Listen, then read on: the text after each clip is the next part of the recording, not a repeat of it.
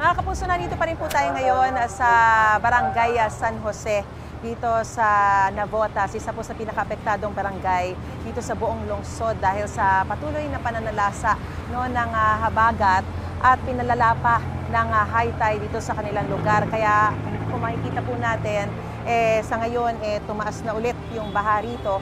Pero nung mga nakaraang araw, lalo na sa kasagsagan ng mga pag-uulan, yung malakas na buhos ng ulan, ay talagang umaabot daw ng hanggang lagpas tao yung baha dun sa, lalo na sa may bandang looban, no, sa may tabing ilog. At kaya rin po isinailalim na sa state of calamity ang buong lungsod simula po kahapon.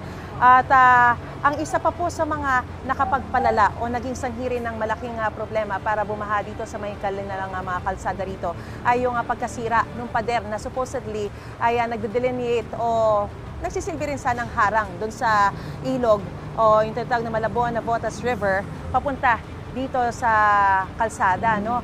Ang nangyari, bumigay po sa patuloy na pagragasa ng tubig sa ilog, bumigay yung pader doon, nasira at umapaw na yung tubig dito sa katabing mga kalsada. At kanina, nandun tayo, kung yung mga nakapag-tune in kaninang umaga, nandun pa po tayo sa makikita lamang yung River One na yon. Kaya lang, dahil din sa patuloy na pagragasa ng malakas na tubig dun sa ilog, pati na yung mga sandbag na temporarily sana ay magsisilbing harang dun sa tubig, bumigay na rin yung iba. At talagang lubha na raw na delikado kung mananatili pa tayo roon.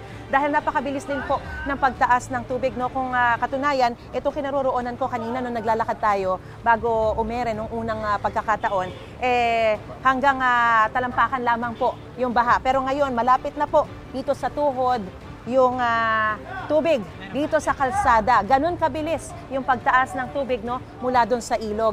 At para bigyan pa tayo ng karagdagan detalye, kaugnay nga po doon sa sitwasyon dito sa Navotas, ay mga kausap po natin, mga kapanayan po natin live. Dito rin po si Dr. Von Villanueva, ang Navotas Disaster Risk Reduction and Management Officer. Magandang umaga po sa inyo, Dr. Von. Magandang umaga po sa ating lahat. Una po sa lahat, gano'n na po karami yung mga lugar at mga tao, mga pamilya na apektado na po nitong pagbaha po ninyo dito sa lugar na to? Ang buong distrito po, ito po ay merong 7 barangay. Nasa population po is nasa 88,600. Ito po yung apektado ng pagbaha sa ngayon. Meron po tayong 449 families na nasa evacuation site or 1,895 po na individual na ngayon po ay kinukup po namin sa aming mga evacuation sites. Alright. Ang nakikita po natin, no, kanina, medyo, actually ngayon tumila yung ulan pero parang patuloy pa rin po yung pagtaas ng baha dito sa may kalsada. Ano pong sitwasyon? Ganito po ba lagi? Ngayon po kasi ang high tide ay pinoproject po nasa 2.0 meter. Yan po yung nasa lunar calendar. Okay po. Pero maaari hong mas mataas pa yan sa actual. Ibig sabihin ho, yan yung projection, pero pagdating ho sa actual, maaari hong mas mataas. Halimbawa po, ang nakalagay sa kalendaryo is 1.6.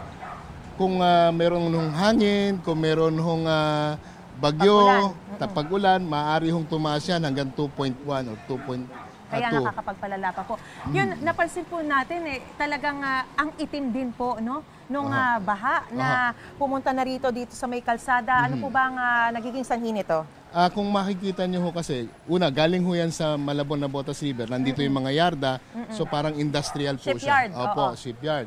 Maliban ho dito, syempre po, yun hong tubig pumapasok, yun hong mga siltation na nasa ilalim ho ng ating kanal, inilalabas naman ho niya. Kaya ho yan ho yung kulay itim na nakikita po natin. Yung mga burak, opo, mga silt. Oo. Alright. Isa rin po sa mga naging dahilan ng mabilis sa pagtaas ng tubig yung pagguho po ng pader, no? Doon sa may tabi ng Malabon Navotas, ayan, meron ng kawayan ditong nadadaloy dito sa aking kinaroroonan.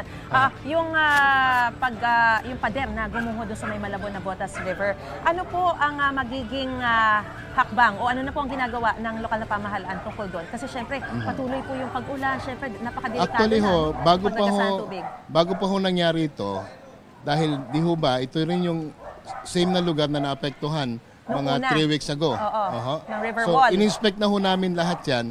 Actually ho, lahat ng yarda. At sinabihan ho ang mga may-ari na ayusin po yung kanilang mga property wall. Sinulatan po natin sila at nagbigay po tayo ng notice na ipagawa. Actually ho, nandun na ho sa proseso siguro ng pagpapagawa dahil nasa permit na ho, binigyan na sila ng permit na mag-fence. Hindi nga lang ho na umabot. Ika nga inabutan. Kasi ulan pa po eh. Opo. So hindi, wala At saka ma'am, ang babaunan ho nila ng pader ay tubig eh. Oo, tubig So din. they need to wait for a time na mababa yung tubig para mag-construct sila. In the meantime, naglagay po ng mga sandbag. Yun po yung nakita namin kanina. Opo, May mga temporary na sandbag na nilagay po doon. yun ho Kaya yung- lang, bumigay din po eh. Yun ho yung initial intervention, which is to put sandbags. However, mag-uusap po kami mamaya, kasama natin ang DPWH, ano pa hong mas matibay na intervention ang pwedeng gawin.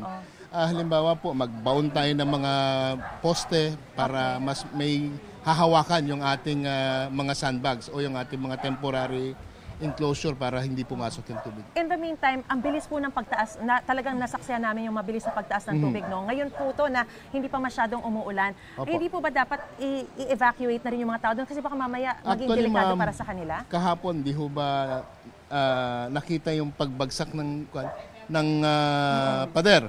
Opo. The day before ho, nag-evacuate na ho tayo. Oo, pero So, bumalik. konti na lang ho yun nandyan. Bumalik Marami na na ho tao. tayong nailagay sa evacuation site. Oo. Ang kuha na lang ho, actually, nag-rescue kami para i-evacuate yung mga tao. Pero kukunti na ho. Ang mga naiwanan ho siguro dito ay yung mga nagnanaisong bantayan yung kanilang mga gamit.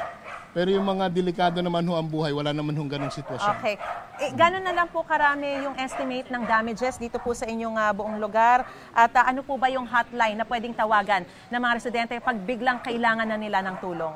Yung damages ho, siyempre tubig ho ito. Pag bumaba naman ho yung tubig, nawawala naman ho yung pinsala na dala niya. Mas tinitingnan ho natin dito is yung mga health consideration kagaya po ng leptospirosis. Oo. Ang Hotline. po natin, ang Navotas ho ay merong direktong 911. So 911. you can dial 911, diretso po sa opisina namin yan at 24/7 po may sasagot. Maliban po dito, meron po tayong PLDT number 891-1111. Alright. 891-1111. Maraming po salamat, Dr. Von Villanueva, ang Disaster Risk Reduction and Management Officer po ng Navotas sa inyo pong panahon. Mag-iingat po kayo, lalo na sa mga ginagawa po nyong mga serbisyo sa ating mga kababayan dito sa Navotas. At sa mga kapuso po natin dito sa Navotas, huwag na po nating hintayin na talagang malagay pa sa peligro ang inyong kalagayan, ang inyong mga buhay bago po tayo lumikas kapag kinakailangan. At sinabi ng mga otoridad na lumikas na po tayo. Yan po muna ang latest sa sitwasyon mula pa rin dito sa Navotas. Balik po sa studio. Mga kapuso, tumutok lang po sa mga ulat ng unang balita para laging una ka. Mag-subscribe na sa GMA Integrated News sa YouTube.